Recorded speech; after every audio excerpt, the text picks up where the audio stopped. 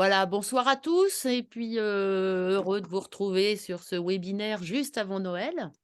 Alors, ce soir, on a la chance de pouvoir découvrir le travail de la scène et on reçoit, Muriel Magellan, Emmanuel, Cordiolani et qui va nous rejoindre, Renaud Boutin aussi. Ils vont, bah, vous présenter à la fois leurs activités, leur, lieu, organisation d'intervention et puis vous aurez, la possibilité de noter vos questions, dans le chat pour que à la fin de leur présentation, on puisse échanger, on puisse répondre à vos questions et puis voilà. La séance, le webinaire va être enregistré et vous pourrez retrouver l'enregistrement, bien entendu, sur le site de la FPC, dans l'espace membre. Voilà, bah, ça y est, j'ai enregistré. Je vérifie, moi je ferai donc, rentrer les participants au fur et à mesure et je vous laisse la parole. J'y vais alors, c'est moi Oui, oui. qui me lance. Donc, je suis Muriel Magellan. Euh, je, je suis maintenant plus auteure et réalisatrice que metteur en scène de concert ou coach ou professeur, mais j'ai fait ça pendant longtemps et c'est pour ça que je suis invitée à témoigner aujourd'hui. J'ai été professeure au studio des variétés, j'ai fait travailler les chanteurs. J'ai été moi-même élève au studio des variétés quand j'étais très jeune. Puis j'ai fait une formation de comédienne, j'ai fait des études de lettres, j'ai commencé à mettre en scène et mon expérience de chanteuse, je m'accompagnais au piano à l'époque, j'avais fait des concerts à Bourges, au Festival de La Rochelle, etc. Cette expérience ajoutée à mon expérience de comédienne m'a fait réfléchir aux différences entre chanter en musique actuelle et être acteur, et pourtant identifier des outils communs aux deux disciplines, même si il m'apparaissait quand même qu'elles étaient très différentes. Donc j'ai commencé à faire travailler mes copains chanteurs à l'époque, et puis au fur et à mesure, mon approche est arrivée aux oreilles donc du studio des variétés, et là j'y suis devenue professeure, et puis après formatrice de formateurs. Donc ça m'a obligée à théoriser ce que je faisais plus ou moins instinctivement, et à l'organiser pour pouvoir le transmettre. Donc c'est de ça dont je vais vous parler aujourd'hui. J'ai identifié euh, trois façons, enfin trois étapes ou trois genres dans le fait de faire travailler les chanteurs en musique actuelle, parce que je n'ai travaillé quasiment qu'en musique actuelle. Euh, c'est d'abord la formation, c'est-à-dire leur donner des outils pour le travail de la scène.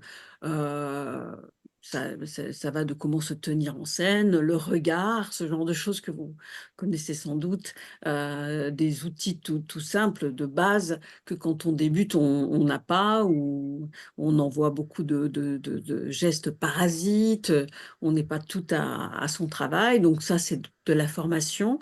Euh, il y a le coaching. Donc pour moi, le coaching, c'est euh, un artiste, une œuvre, et là-dessus, on reviendra. Coacher quelqu'un, c'est pas coacher quelqu'un ex nihilo, c'est le coacher euh, lié à une œuvre, on va dire une chanson. Et c'est la rencontre entre cet artiste et cette chanson qui va nous donner matière à travailler. Et puis, il y a également la mise en scène. J'en ai fait aussi, la mise en scène de concert. Là, c'est un artiste des œuvres, c'est-à-dire toute une série de chansons qui vont donner un spectacle. Et il faudra, si je suis metteur en scène de ce spectacle, réfléchir à la cohérence de ce tout-là. Donc aujourd'hui, je vous propose de parler plus de coaching, c'est-à-dire un artiste, une œuvre, parce que je crois que c'est, c'est plus circonstancié. Donc, et puis on pourra parler du reste, si vous voulez, sous forme de questions tout à l'heure. Euh, En musique actuelle, et j'ai coutume de dire que le patron, c'est le chanteur. Hein, c'est lui, je suis à son service. Donc moi, je fais maintenant, je réalise des films. Quand je réalise un film, l'équipe est au service, est à mon service. Mais quand moi, je fais travailler un chanteur, moi, je suis à son service. C'est-à-dire que c'est lui qui va donner l'univers, le cap, etc. Il est peut-être d'ailleurs auteur-compositeur, donc il a peut-être déjà passé beaucoup de temps avec son matériel et donc ça se passe dans cet ordre-là. Ça se passe d'autant plus dans cet ordre-là en général que c'est lui qui m'appelle. Hein. Il cherche quelqu'un pour l'aider à travailler la scène, c'est-à-dire à mettre en valeur son univers par le biais d'un concert ou d'une interprétation de chanson. Donc, c'est la première chose. Donc, ça va passer par un entretien. Cet entretien, l'artiste va m'expliquer sa demande. Ça fait partie c'est une grande partie du travail en vérité, ce moment-là, parce que il va falloir s'en souvenir assez précisément, et pas seulement se souvenir de ce qu'il a dit, mais de comment il l'a dit, parce que le comment nous donne des clés souvent dans le travail. Donc, cet entretien, il est un des pièges, c'est qu'on peut avoir tendance à déjà l'interpréter, c'est-à-dire avoir déjà des petites conclusions parce qu'on a beaucoup d'expérience et qu'on se dit, ah bah ça je connais, je vois de quoi il s'agit, c'est ça. Donc j'ai tendance à dire que dans cet entretien, au contraire, il faut suspendre son jugement et ses conclusions. D'ailleurs, dans l'ensemble, hein, dans le travail de coaching, il faut tout un temps où le, le jugement est suspendu. On ne sait pas. Il y a beaucoup de choses qu'on ne sait pas. On a l'expérience, on a fait travailler beaucoup d'artistes. On reconnaît peut-être des schémas, mais euh, on ne conclut rien. Donc, on se souvient de la formulation des choses parce qu'on va pouvoir en reparler avec l'artiste un peu plus tard, mais on ne fait pas tomber de coup près et surtout parce que ça nous rassure beaucoup hein, de se dire ah oui, lui ou elle, je vais la faire travailler comme ça. Donc non, pas encore. On se laisse un peu de brouillard et puis ça, on fait confiance au fait que ça se lèvera peu à peu. Euh, il y a aussi une chose par rapport à ce premier temps, on va dire, c'est d'identifier l'univers de l'artiste auquel on a affaire. Donc, quelles sont ses influences? Quelles sont les choses qu'il écoute? Ces références, est-ce qu'on les connaît? Si on ne les connaît pas, est-ce qu'il faut aller peut-être les chercher? Surtout si on s'inscrit sur un temps de travail un peu long, parce que il y aura des choses qu'on pourra décoder de notre artiste grâce à ces références qu'on aura vues. Souvent, les artistes ont des affirmations ou des empêchements qui sont liés au fait qu'ils aiment tel autre artiste qui, lui, ne fait pas ça. Voilà. Lui, il ne le fait pas, donc moi, je ne le fais pas non plus, par exemple. Ou lui a dit que c'était pas beau, donc c'est pas beau. Et on va se trouver face à des fois des petites impasses qu'on pourra contourner si on sait, si on a identifié d'où elles viennent. Donc, c'est pas mal de bien dans cet entretien de départ, ou bien dans les entretiens qui vont suivre, de se souvenir de prendre les références et les influences. c'est pas seulement pour les empêchements, c'est d'ailleurs aussi pour les directions, c'est-à-dire pour se dire vers où cet artiste a envie d'aller ou peut-être dans quelle zone il se trouve. Une autre chose qui va, dans cet entretien, beaucoup nous aider à travailler, c'est une question qui me paraît essentielle, c'est pourquoi tu chantes? Euh, C'est-à-dire, qu'est-ce que tu viens faire là, d'une certaine façon? Et ça me paraît important parce que finalement, les chanteurs sont tellement euh, obsédés par euh, la technique, par exemple, du chant, ou peut-être la beauté d'une mélodie, ou la, la cohérence d'une œuvre, qu'ils en oublient la racine de toute cette énergie qu'ils mettent dans cet art, qui est j'ai quelque chose à transmettre. C'est pas, et ce quelque chose, c'est quoi? Et on est d'accord que beaucoup d'artistes, heureusement, on a tous des réponses différentes et personnelles et intimes. Mais cette réponse qu'on va chercher, certains l'ont, hein, certains savent répondre à cette question, mais certains sont un peu pris de vertige devant la question. Euh, pour autant, euh, elle est la raison qui fait que quelqu'un, à un moment donné, va garer sa voiture dans un quartier, faire garder les enfants, payer et aller voir l'artiste sur scène. C'est parce qu'il a quelque chose à donner et à transmettre. Donc, cette définition de qu'est-ce que je viens faire sur scène, ça peut aller de je veux juste divertir à je veux travailler sur la révolte de la personne qui est en face de moi, sur la colère, ou faire un voyage émotionnel. Enfin, il y a vraiment 1000 réponses possibles et acceptables qu'il faut préciser ensemble. Et ces réponses, elles nous serviront donc, à beaucoup de moments pour faire des choix. Parce que interpréter, interpréter une chanson, c'est faire des choix, le plus souvent. Et ces choix, il y en a plein. Au départ, on a l'impression qu'il n'y en a pas plein, mais en fait, il y en a pas mal. Et si on n'est pas, si on ne sait pas pourquoi on chante, on peut être pris de vertige devant les choix, ou bien au contraire aller vers l'autoroute de ce que l'œuvre nous propose et la chanter de façon extrêmement classique. Donc, euh, cette direction-là, elle est pour moi essentielle. Voilà, ça c'est pour la première partie qu'on va appeler l'entretien. Est-ce que ça va jusque-là? Tout le monde est là? Très bizarre de parler à un ordinateur, mais, mais je vous vois. Donc. Euh, alors, je vous disais qu'une fois qu'on s'est euh, parlé de tout ça, je vous disais, c'est un artiste face à une œuvre. Donc, c'est quoi un artiste?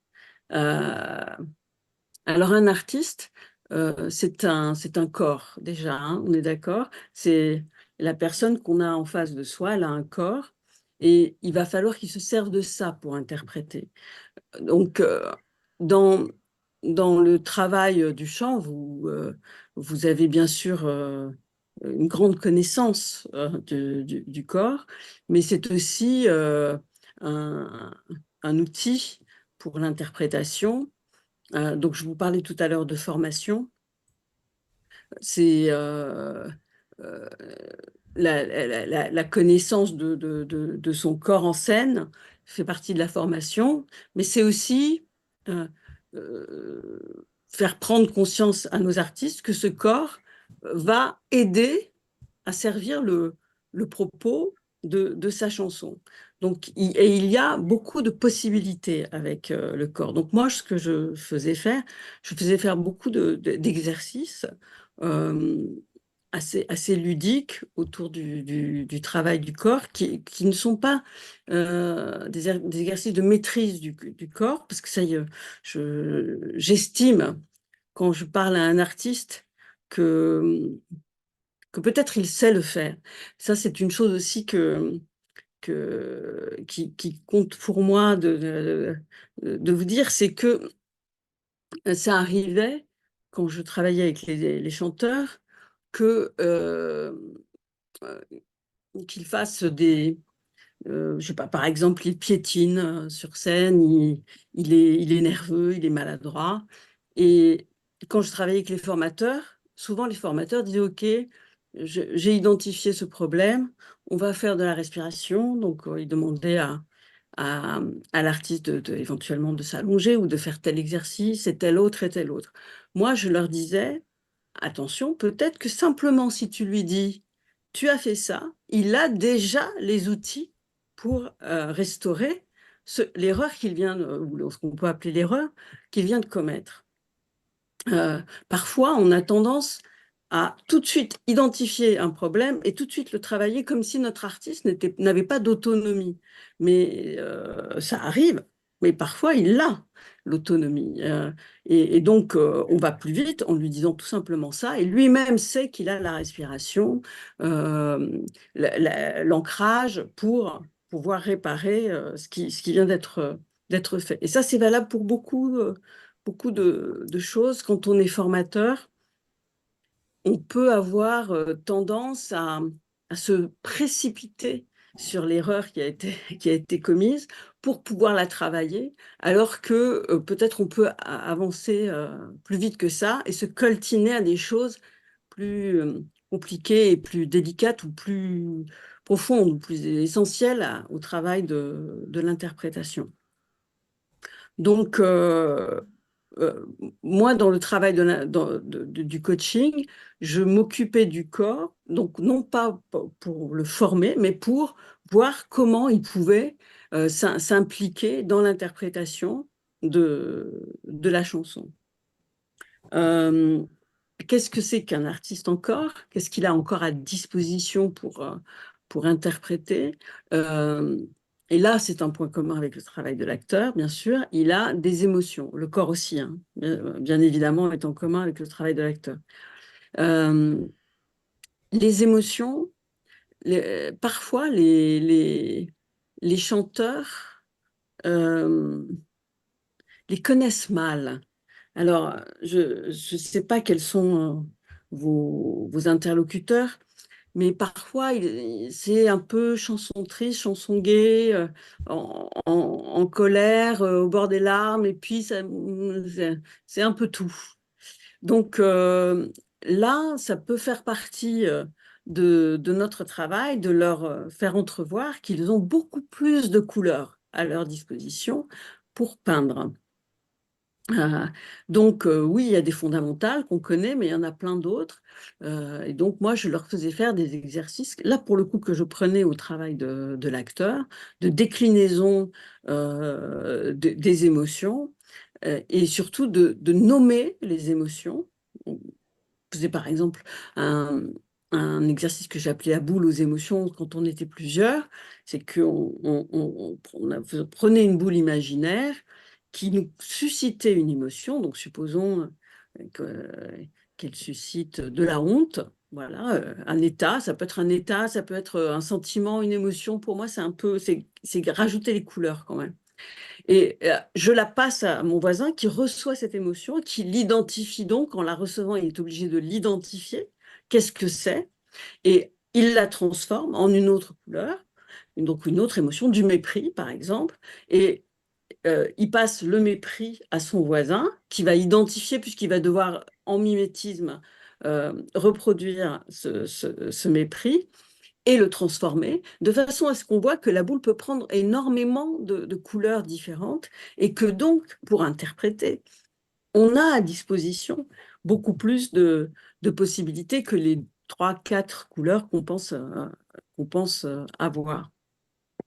On peut aussi faire des exercices autour de la même émotion. Moi, j'aime bien la métaphore des couleurs, mais par exemple, un rouge peut être un rouge pâle ou un rouge vif.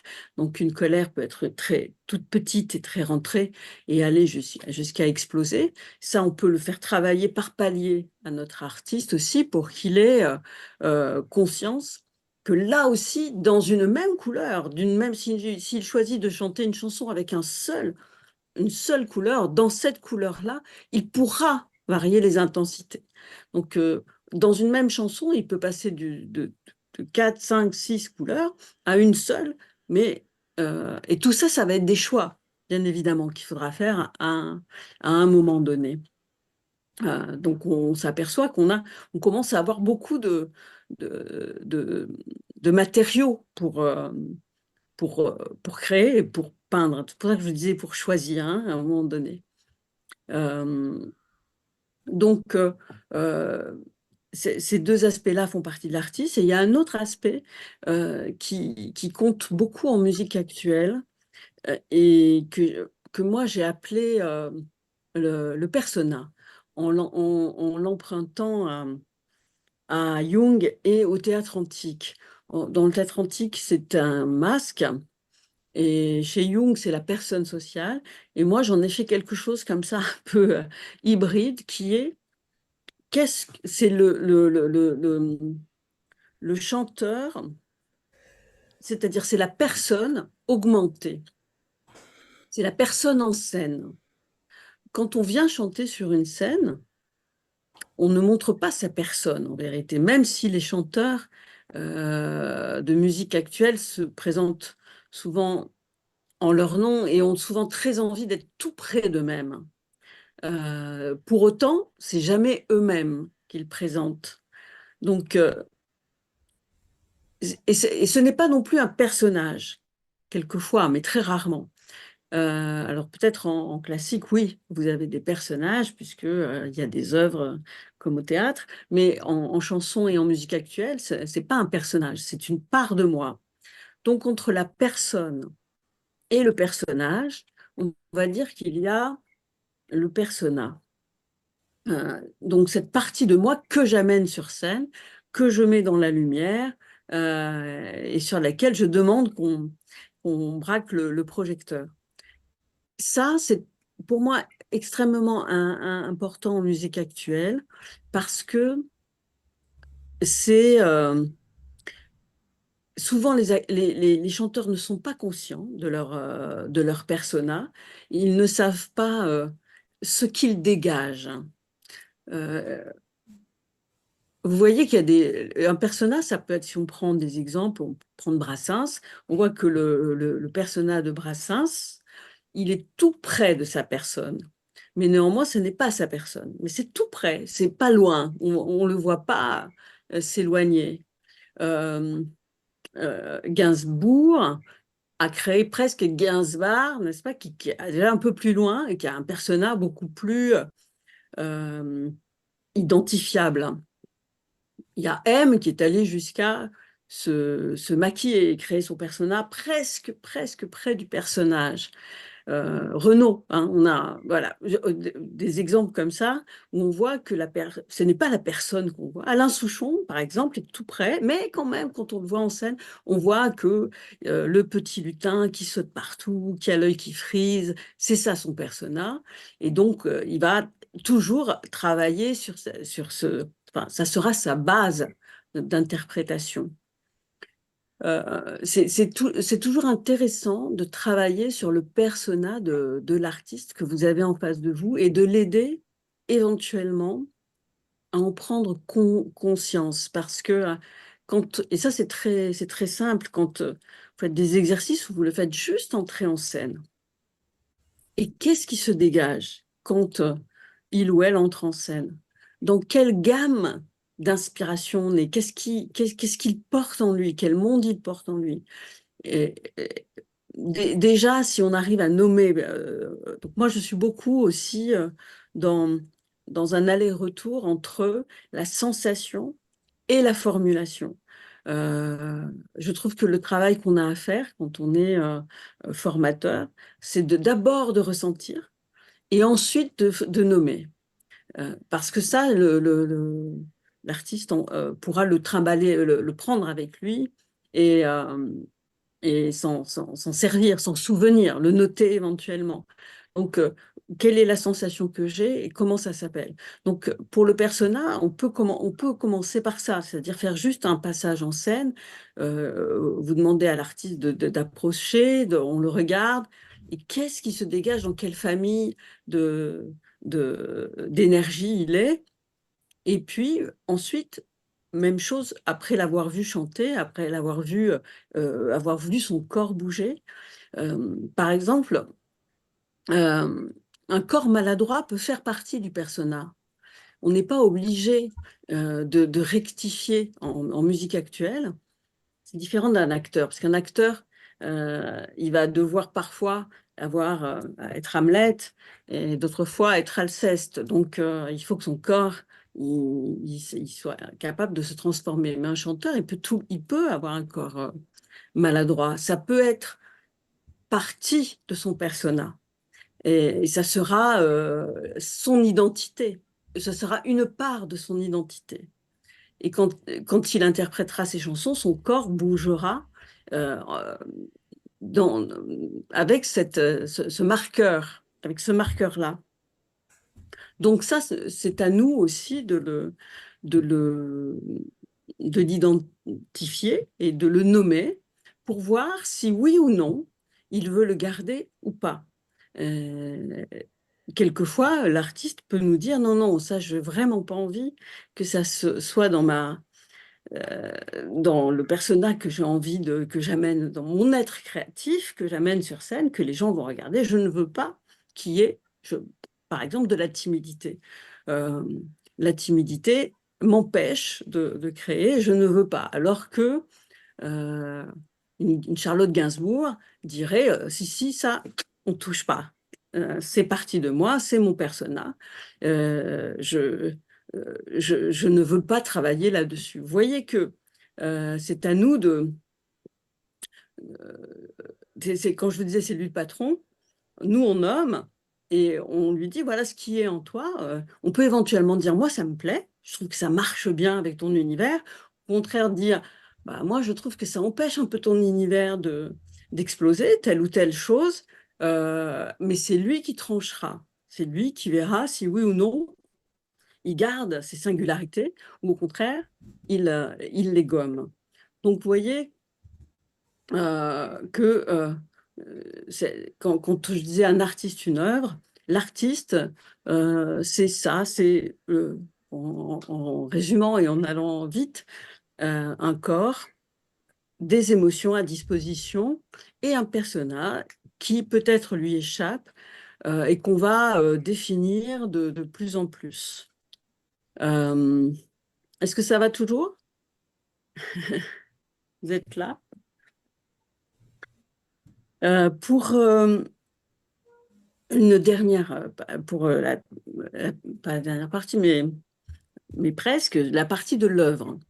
Je j'ai pas l'œil sur le temps, donc je ne sais pas si, mais tout va bien pour le temps, hein? Ça va, Pierre? Tu Je n'as pas regarde. réactivé ton son, Marianne. Comment? C'est Marianne qui est chargée Ah, de faire Ah, la d'accord. voilà. police. Mais là, voilà. Je me disais, j'étais en train de parler et je faisais. Et il est 18h30. Ah, ok, bon. Alors donc, on va aller très vite pour Oui, l'œuvre. pour qu'on puisse avoir un échange Ouais. aussi avec Emmanuel et avec Renaud qui est arrivé. Je le vois, ça y est, je regarde. Alors, Voilà. je vais Voilà. très vite, juste ce personnage qu'on aura, cet artiste qu'on aura travaillé, fait travailler, va rencontrer une œuvre. Cette œuvre, c'est quoi? C'est un texte et de la musique. La musique, quelquefois, c'est eux qui l'ont écrite en musique actuelle, hein. Donc, enfin, composé, écrit et composé. Mais néanmoins, ils ont parfois perdu complètement le contact avec leur texte. Donc, notre travail, c'est de revenir au contact du texte, c'est-à-dire de savoir le lire, de savoir ce qu'il dit.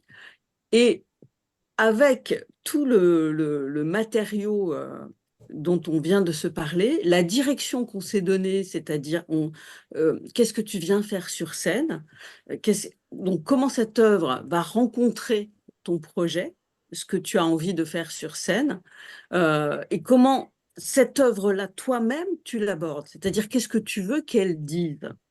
Et tout ça, puisque vous avez maintenant la possibilité d'avoir des émotions différentes à disposition, vous avez une musique qui raconte aussi quelque chose. On va pouvoir commencer à faire des choix en fonction de la direction qu'on a donnée.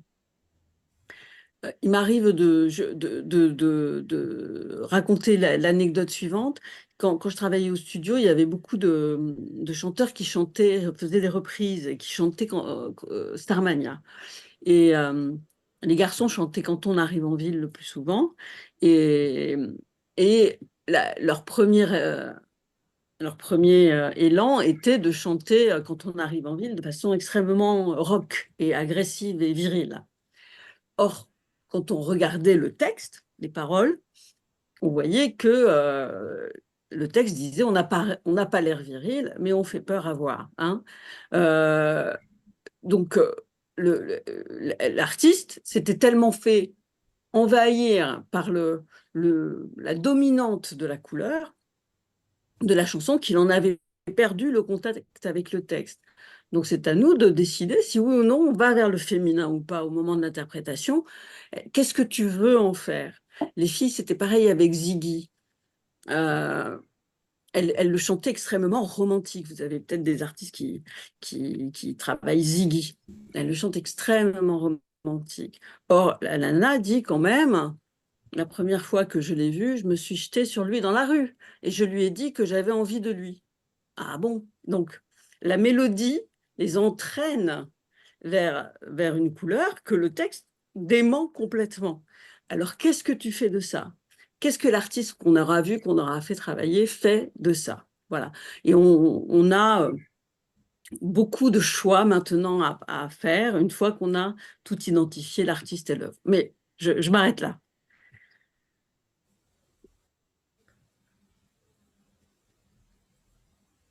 Pour vous laisser la parole. Emmanuel, Renaud, si vous voulez réagir et prendre la... Il y a, oui, on a beaucoup de points d'entrée qui sont communs, mais notamment le grand désir d'exactitude qui doit habiter les interprètes dans un répertoire qui peut sembler répétitif à l'intérieur de tessitures qui condamnent en plus à une forme d'emploi. Alors ça, c'est le point divergent évidemment entre la variété et l'opéra, qui est le lieu où Renaud et moi on enseigne majoritairement. L'opéra, le lit de la mélodie, c'est que l'interprète n'est pas le patron. L'interprète est finalement, le patron c'est l'emploi, c'est-à-dire qu'on sait très bien qu'il y a des rôles qui ne chanteront pas. La tessiture va déterminer un certain nombre de choses. Ça, c'est vraiment quelque chose qui fait une grande différence. Euh, L'autre chose que j'ai trouvé évidemment très intéressante, c'est toute la partie Muriel où vous expliquez que vous prenez un grand temps d'entretien. Donc, moi, j'enseigne à la fois au CNSM et au CRD à Pantin pour les chanteurs et finalement, je passe pas par des formes d'entretien parce que d'abord, le cours que je donne, c'est d'abord un cours d'ensemble. C'est très important parce que à l'opéra, en fait, on chante avec d'autres gens. Mais l'organisation structurelle des cours de chant, qui sont évidemment la star du cours pris et donné à un chanteur, c'est le tête-à-tête. Donc il y a vraiment un grand travail à faire pour les remettre ensemble. Donc, mais néanmoins, cette question primordiale de pourquoi ils sont là, qu'est-ce qui va les animer, elle existe, mais pour moi, elle va passer beaucoup plus par la mise au point d'exercices assez longs qui va les amener à une forme de dévoilement qui ne soupçonnent pas en fait, qui est assez indirect. Par exemple, je les fais travailler chaque année sur une question, c'est la question annuelle. Donc je la donne en début d'année et à la fin de l'année, ils doivent fournir une réponse scénique de 15 à 20 minutes chacun. Ça peut être en groupe ou seul, mais il y a autant de projets que d'élèves. L'année dernière, la question c'était l'amour, qu'est-ce que j'y connais, par exemple. Évidemment, leur vie privée ne m'intéresse pas beaucoup. Ce qui m'intéresse, c'est qu'est-ce qu'ils y connaissent par rapport à ce qu'ils vont faire sur scène. Et ça, c'est peut-être aussi un autre point un contrepoint par rapport à ce que disait Muriel. C'est que finalement, moi, ce qu'ils ont à dire dans l'absolu ne m'intéresse pas. En fait, ce que j'essaye de faire au maximum, c'est de les dégager de la question de l'absolu, parce que les chanteurs d'opéra sont très très pris dans une idée absolue de la musique. Et donc, ce qui m'intéresse, c'est ce qu'ils ont à dire dans le cadre qui leur est donné, c'est-à-dire le cadre du répertoire. Donc là, on se rejoint aussi, je pense, beaucoup sur la question du travail du texte. C'est pour ça que le cours que je donne, et évidemment, je pense que c'est aussi pareil pour Renaud, il y a une part de pratique et d'interprétation, mais il y a une part de dramaturgie qui est très importante. Et c'est évidemment une dramaturgie double, puisqu'elle concerne le double texte. Ça n'est pas une dramaturgie que du poème, c'est aussi une dramaturgie de la musique, de la prosodie, de la mise en musique du poème. Donc finalement, un autre point très important, oui, c'est qu'est-ce qui rentre avec moi sur scène.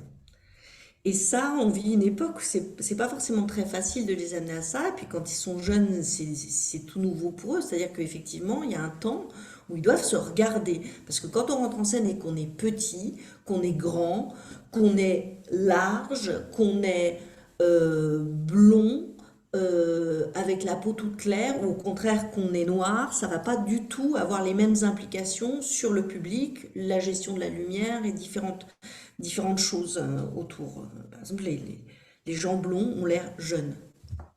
Et ils ont l'air jeunes longtemps. Donc, pour certaines tessitures, ça va être un avantage. Si vous êtes basse, c'est une calamité. Bon, parce qu'évidemment, on va vous attendre sur des rendez-vous de pères nobles, de rôles d'autorité, etc. Et vous aurez l'air d'un gosse, parce que vous êtes blond et vous avez des joues, par exemple. Bon, donc il va falloir... C'est avec ça qu'on travaille. L'autre chose,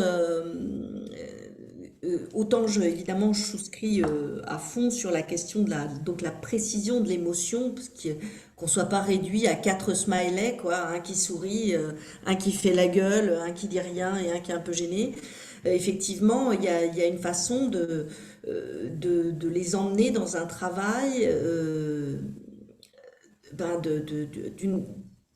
d'être responsable de la parole qu'on prend, tout simplement, dans sa précision, dans son exactitude, dans sa délicatesse, et ça amène effectivement à devoir à la fois partir de soi, et puis partir de soi. Parce qu'il y a un moment où, avec sa petite différence, on fera pas tout le chemin pour chanter une reine de tragédie. Ça, c'est sûr que non. Ça veut dire s'intéresser aussi à des choses qui vont permettre à la voix de prendre sa juste place. Voilà. Ça, c'est l'autre chose. C'était une question que j'avais pour Muriel, parce que finalement, qu'est-ce qui se passe quand effectivement certains aspects de la personnalité du chanteur l'interprète les refuse, mais qu'en fait, ça n'est pas refusable. Ça vient avec. Comment ça se passe dans ces cas-là pour vous? Je comprends pas. Tu veux dire, vous voulez dire par rapport à la voix, c'est ça? Non, je veux dire, vous expliquez par exemple un chanteur qui dit, bah moi, je suis timide, mais je veux pas que ça se voit. Ah oui. Ou par exemple, Ouais. si quelqu'un dit, moi je suis petit et je veux pas que ça se voit, je pense des fois, on a quand même on Oui, est alors confronté à moi je suis complètement d'accord, ça rejoint le persona, hein, ce que vous dites, ce que vous décrivez sur qu'est-ce que j'amène avec moi quand je rentre en scène, c'est extrêmement important de le nommer. Mais après, il y a des choses qu'on peut travailler, euh, sans doute dans votre activité, puisqu'il joue des rôles. Euh, Ils peuvent tout à fait trouver, petit, grand ou moyen, une grande autorité, par exemple.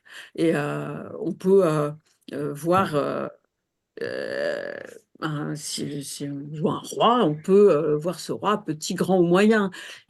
Si on trouve ça se travaille comme un acteur. Si on trouve l'autorité. Après, c'est la question du metteur en scène. Est-ce que le metteur en scène veut un roi petit, gros, mais l'acteur, lui, l'interprète, on peut travailler ça, ça se trouve. En musique actuelle, moi, j'ai pas trop à faire ça. J'ai juste à dire, si tu ne veux pas de ta timidité, si elle va contre ton œuvre, alors oui, on peut travailler comme un acteur à chercher ton autorité, par exemple, ou ta confiance. qui sera en scène. Après, dans la vie, elle peut tout à fait revenir. Mais bon, il y a des choses, c'est ça qui est bien, il y a du pour de faux avec la scène qui permet de nous faire croire à beaucoup de choses. Donc, si le chanteur est OK pour y aller, on y va. Parce qu'effectivement, dans le répertoire que nous travaillons avec Renaud, j'ai envie de dire, et je dis souvent ça aux élèves, et d'ailleurs c'est un lieu qui les choque et qui les déçoit et qui les brutalise. Pour nous, il n'y a que du faux. Il n'y a que du faux. C'est-à-dire que on sait que c'est très simple, hein, le larynx c'est un sphincter, vous êtes ému, ça serre, ça sort plus. Autant si vous avez un micro ou si vous êtes un acteur, ça peut être un effet génial. Si vous êtes la reine de la nuit, c'est mort. Voilà. On ne sort pas des contrefas avec un larynx qui serre. Or, finalement, effectivement, nous, dans le répertoire qu'on travaille, le texte musical va faire foi et va faire une partie du chemin. Donc, effectivement, ça nous amène à beaucoup, beaucoup travailler sur des procédés de distanciation et puis de projection du sentiment. Parce que là encore, évidemment, quelque chose qu'on va trouver dans une voix presque détimbrée et qui va être formidablement juste, à partir du moment où ça doit être triple forté, c'est plus la même blague. Et effectivement, il faut trouver le corps qui va avec ça. C'est-à-dire qu'on on peut pas avoir... souvent, on s'en parle, je leur dis, votre visage n'est pas projeté sur un grand écran où chacun de vos yeux ferait 2 mètres de large. On n'a pas ça. Et le corps, c'est plus grand que le visage. Enfin, le visage, c'est du corps, mais le reste du corps est plus grand que le visage, donc va évidemment avoir beaucoup plus d'importance. C'est vraiment un renoncement. Et finalement, moi, je vois avec nos élèves, puisque Renaud et moi, nous enseignons aussi dans la même école, pour moi, quand ils arrivent en première année, je leur dis, voilà, vous avez 5 ans pour renoncer au fait d'être assis dans la salle, c'est-à-dire être un spectateur. Ce que vous avez ressenti quand vous écoutiez et quand vous écoutez encore, je ne sais pas, Mimi mourir dans Bohème, ben ça vous arrivera jamais quand vous serez sur scène. Non seulement si vous jouez Mimi, mais même si vous jouez les autres. C'est-à-dire que c'est autre chose. Et un autre aspect qui me paraît aussi très important, c'est la mise en place du texte, puisque encore plus dans l'opéra, on chante d'abord des phonèmes, c'est-à-dire qu'on chante pas des mots, hein. On le voit très bien depuis que tous les travaux ont été faits sur la maladie d'Alzheimer, on a pu voir à quel point des gens qui n'avaient plus accès à la parole pouvaient quand même chanter une souris verte, mais ils n'ont plus aucune idée de ce que c'est qu'une souris, ou même verte en tout cas. Mais on sait que c'est pas au même endroit que se fait le son et que se fait le sens. Donc il y a aussi un travail presque désagréable pour qui produit du son, de revenir à quelque chose qui paraît explicatif, lourd, qui est pris dans des procédés rhétoriques, syntaxiques, où il faut marquer les virgules parce que sinon on perd le public, parce que le public croit que Maître Corbeau sur un arbre perché, l'arbre est perché, alors ça va pas, il faut faire un cesura et puis on réattaque, etc. Et finalement, de plus en plus, mais je vais passer la parole à Renaud parce qu'il aura des choses.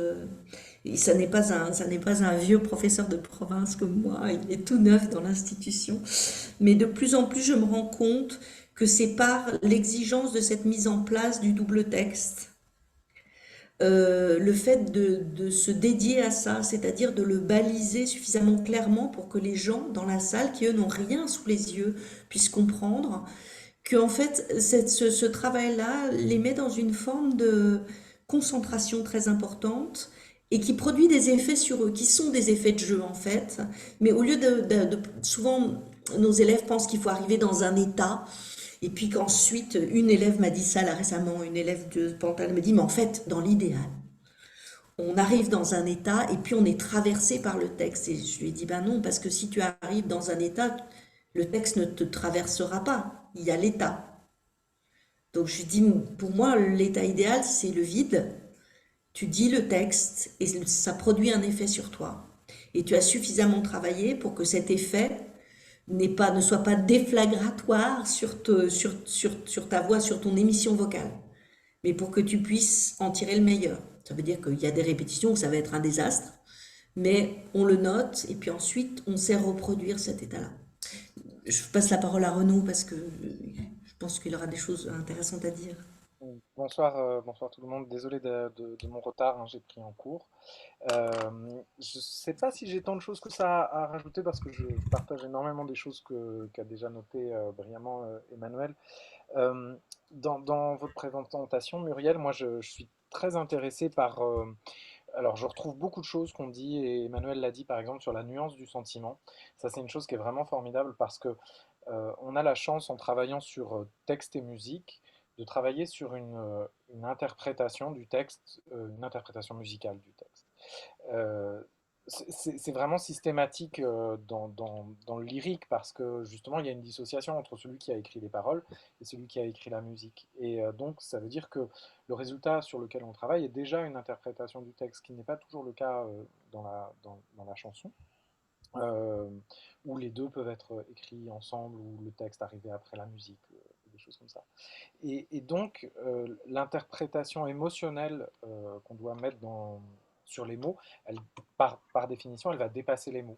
C'est-à-dire que dès qu'on va commencer à vouloir mettre des étiquettes en disant elle est triste, elle est joyeuse, on réduit en fait la part beaucoup plus sensible en fait qui peut exister, beaucoup plus délicate en fait qui peut exister dans ce qu'il y a à jouer. Euh, et là où je rejoins beaucoup aussi Emmanuel, c'est vraiment je pense qu'une des spécificités de notre travail, c'est la dramaturgie en fait. C'est que ayant à travailler cette chose-là sur le corps, sur les émotions, nous on travaille quand même beaucoup avec essayer de faire comprendre et de comprendre nous-mêmes les enjeux théâtraux en fait de la présence scénique, de ce qui se dit à ce moment-là, sachant qu'on travaille quand même sur parfois de la musique qui est sublime et du texte qui est faible. Faut pas se voiler la face, hein. Parfois, le texte est vraiment très très faible. Et par contre, réussir à faire que nos chanteurs, nos chanteurs et nos chanteuses, nos élèves, deviennent eux-mêmes leurs propres dramaturges, ça me semble une chose qui est importante parce que euh, dans la réalité d'une production d'opéra, il n'y a pas parfois beaucoup de temps pour travailler sur le fond et que chacun puisse trouver un petit peu la raison de ce qui fait, le sens de sa présence ici, qu'il ne soit pas simplement justement une marionnette, à faire ça, à se concentrer techniquement sur ce qu'il doit faire, sur ses contrudes, sur ses machins, etc., mais qu'il puisse toujours se poser la question du sens théâtral de sa présence en scène. Et pour moi, c'est dans ce sens-là que je rejoindrais ce que vous avez dit, qui me semble très intéressant sur la persona. Euh, c'est c'est un truc intéressant parce que pour avoir fait beaucoup de théâtre antique, la persona, en effet, c'est un truc qui est fascinant parce qu'en plus, les masques antiques, ils sont relativement fixes. C'est-à-dire qu'eux-mêmes, euh, ils sont des émotions qui sont des représentations d'émotions qui peuvent être relativement stéréotypées. Mais ce qui est intéressant, c'est que souvent les personnages de tragédie, par exemple chez Sénèque, ils ont un masque du début à la fin. Ils ont le même masque du début à la fin. Ils ne changent pas de masque au cours de la pièce. Et tout l'enjeu dramaturgique et scénique va être justement de faire correspondre le personnage à sa persona. Euh, Tout l'enjeu, par exemple, d'une pièce comme Médée, c'est de faire correspondre. On a d'abord le personnage qui arrive avec cette chose incompréhensible. Pourquoi est-ce qu'elle est dans cet état-là? Et c'est pas évident au départ de la pièce. Et puis au bout d'un moment, enfin, ça correspond. C'est le moment de verticalité, d'acmé en quelque sorte. Et ça, c'est quelque chose qui me semble intéressant parce que ce qu'on recherche quand même fondamentalement, c'est cette espèce d'alignement et de miracle où on se pose plus la question, où d'un seul coup c'est évident que notre grand blond joufflu qui chante Zarastro, eh ben, d'un seul coup enfin on arrive à comprendre pourquoi est-ce qu'il est là. Et ça en effet, s'il y a pas la recherche et l'interrogation dramaturgique, je pense que cette cohérence, cette mise en cohérence de tous les moyens de l'opéra, elle sera difficile à faire. Sachant que, pour rejoindre aussi, pour rajouter une dernière chose à ce que disait encore une fois de façon plus développée Emmanuel, nos chanteurs, nos élèves vont systématiquement se confronter à une chose quand même qui est très importante, qui est la technique. C'est-à-dire que pour avoir pas mal enseigné aussi avec des chanteurs actuels et avec des chanteurs d'opéra, la dimension technique prend une telle importance dans l'émission vocale, dans la musicalité, dans les choses comme ça, que on va avoir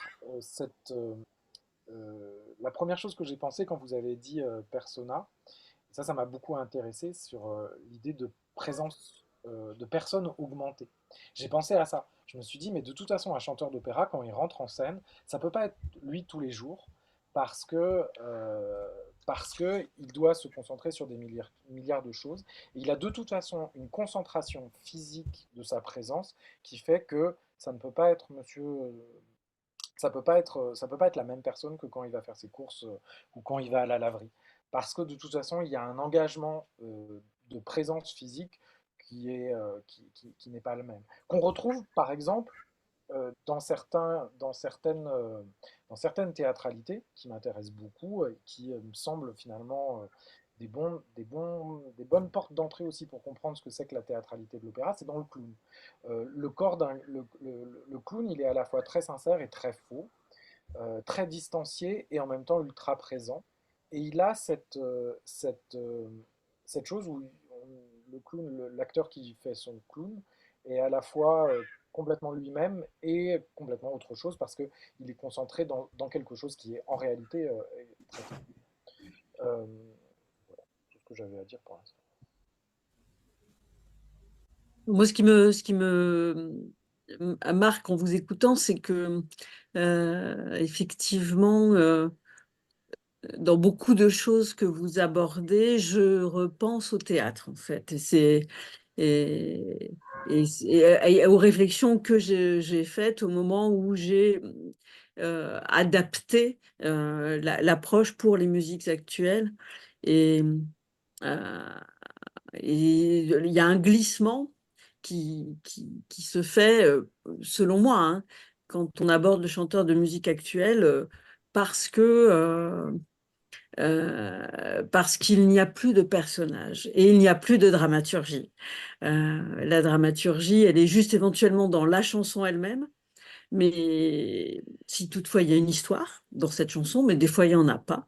Et, euh, et si encore l'artiste a l'intention de nous faire entendre cette histoire, il a tout à fait la possibilité de faire le choix de nous faire entendre que la musique et la voix et la mélodie et le solo de guitare éventuellement. Et donc, la dramaturgie est plus... mais quand même, moi, j'aime bien me poser des questions de dramaturgie quand je mets en scène des concerts de musique actuelle. Parce que là, tout à coup, ben, ces chansons qui ont des couleurs différentes, comment on les organise? Et là, ça ressemble à une œuvre qui aura du souffle. Voilà. Mais c'est vrai qu'il y a de vraies différences.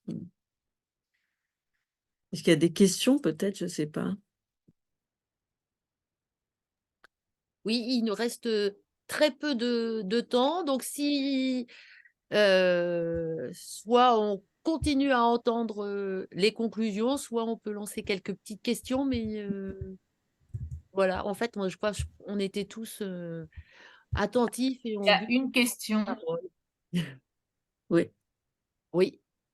Il y a une question. Il pourrait être intéressant de revenir sur des exemples de vocabulaire, de ce que l'artiste nous fait ressentir lorsqu'il entre sur scène et que l'on observe, afin de pouvoir lui faire un retour qui transforme le subjectif du ressenti à une parole qui serait impeccable dans le sens impactante et bienveillante. Elle est longue, la question. Ouais, je veux bien dire deux mots parce que je vais devoir vous quitter vraiment à 7 heures. Je pense il ne s'agit pas d'un ressenti subjectif, il s'agit pas d'un ressenti, il s'agit d'une subjectivité qui s'appuie sur une iconographie qui est très ancienne, qui est une iconographie occidentale. C'est-à-dire, il s'agit pas de dire ah ouais, tu vois, tu rentres et je te sens un peu comme ça. Non, il y a des éléments extrêmement factuels de la timidité. On lit le corps de la timidité ou au contraire d'une forme de balourdise ou d'une forme de distraction ou voilà, tout ça, on sait écrire ces choses-là sur scène avec des codes qui sont des codes anciens et que tout le monde a dans la tête. Quelqu'un qui chante face publique, les bras écartés, enfin les mains le long du corps, paume vers le public, les deux pieds bien alignés, c'est le Christ, c'est un Christ en gloire. C'est quelqu'un qui n'a pas de problème. C'est quelqu'un qui dit la vérité. C'est ça que c'est en scène. Donc on est confronté à une iconographie qui est présente pour nous tous et sur laquelle on peut s'appuyer et aussi bien faire, avoir l'honnêteté de dire à nos élèves que c'est difficile de ne pas confondre sa susceptibilité et sa sensibilité, mais c'est bien avec le deuxième que nous on travaille. Voilà. Mm. Moi, je suis absolument d'accord sur le fait qu'il y a des choses, c'est objectif ce qu'on voit et que c'est pas mal d'ailleurs de le nommer comme Emmanuel vient de le faire. Si tu es dans telle posture, voilà ce que ça évoque et ça c'est dans le collectif, dans la perception collective. Mais également si on fait une entrée en scène par exemple et que on a une sensation d'insolence.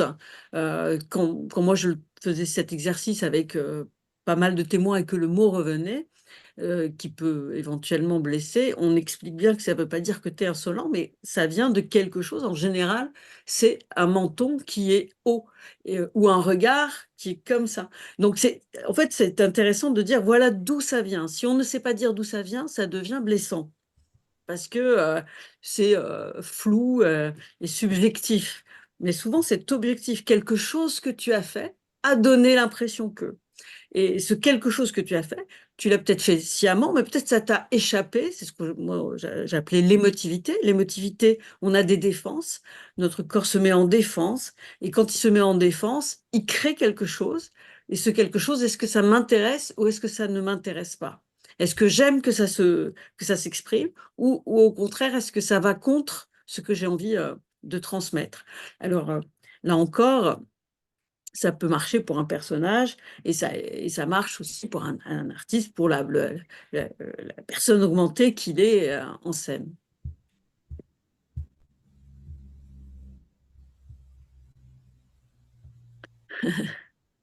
On n'ose pas faire plus long. Non, Emmanuel, si vous voulez donner une première conclusion, puisque en fait, vous nous quittez, voilà, pour vous laisser le temps de partir. Pour le coup, ça va être une conclusion extrêmement subjective. J'espère, Muriel, qu'on aura l'occasion de se rencontrer en vrai et de parler et d'échanger. Ça me ferait très plaisir. Ça m'a aussi donné très envie. Et bien sûr, n'hésitez pas si vous avez des questions.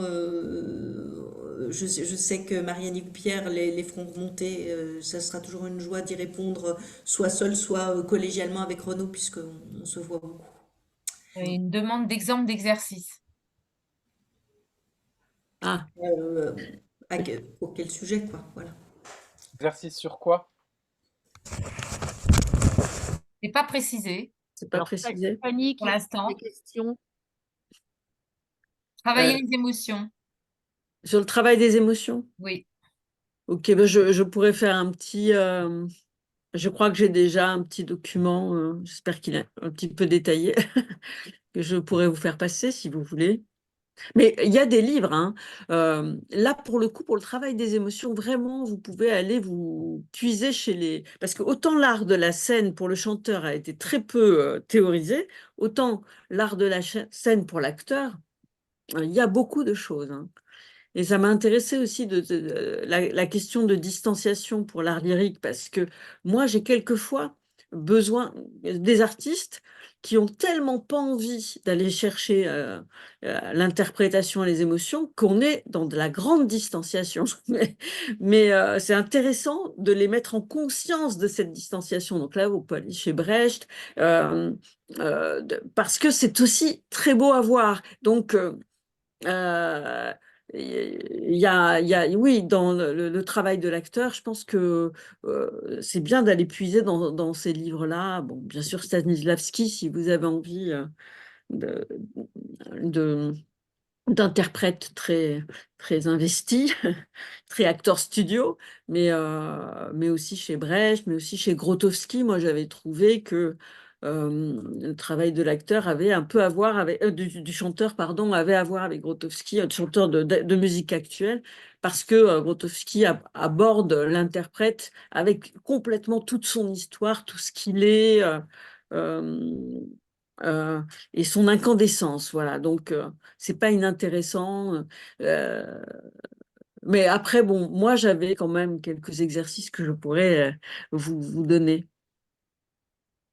Alors, il y a quelqu'un qui demande, peut-on revenir sur la question de la timidité? Comment faites-vous pour leur faire prendre conscience de l'effet de leurs pensées limitantes sur leur persona?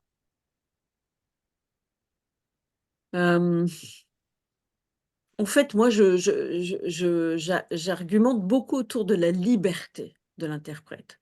Parce que je dis que si tu viens sur une scène et que ta timidité devient une prison, parce que il y a beaucoup de choses qu'elle t'empêche de faire, euh, tu n'es plus un interprète libre. Et moi, je trouve que pour créer, plus on a de liberté, justement, pour aborder les œuvres, pour nous surprendre dans la façon dont on les aborde, euh, il faut se départir des freins, euh, des freins comme l'est la timidité.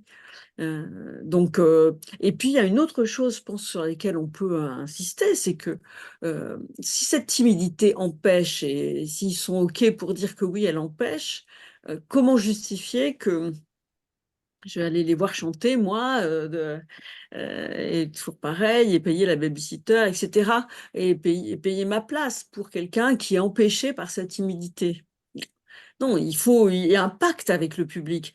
Si tu montes sur une scène, c'est que tu penses quand même que tu es digne d'être écouté et regardé, que ton répertoire en vaut la peine, et que l'artiste en scène que tu es en vaut la peine. Sinon, j'achète le disque. Donc, Et je crois, Muriel, que ça va être notre mot de la eh ben, fin. ça marche. Je suis en train voilà, de couper. Je trouve que ça a été, je crois que tout le monde a partagé les mêmes sentiments. C'est vraiment un riche webinaire. Je trouve qu'en plus, on a fait ce lien entre la scène musique actuelle, la scène lyrique et tous les tenants, les aboutissants et les intentions qu'on va retrouver en commun. Je trouve que voilà, ça a été une belle forme. Moi, je trouve que ça nous donne envie d'aller plus loin Eh après. ben, tant mieux. Faire. Et ravie de vous avoir rencontré aussi, Renaud et tous. Ouais. Et Merci pour votre écoute.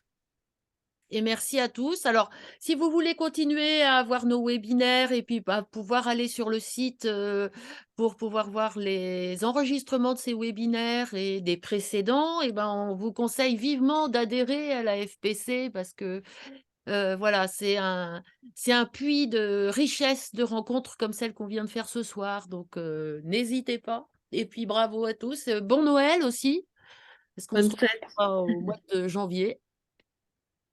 Bonne fête de Noël à tous et puis, Bye bye. voilà, pas de distanciation avec les chocolats, allez-y à fond. Merci. Voilà, je coupe l'enregistrement.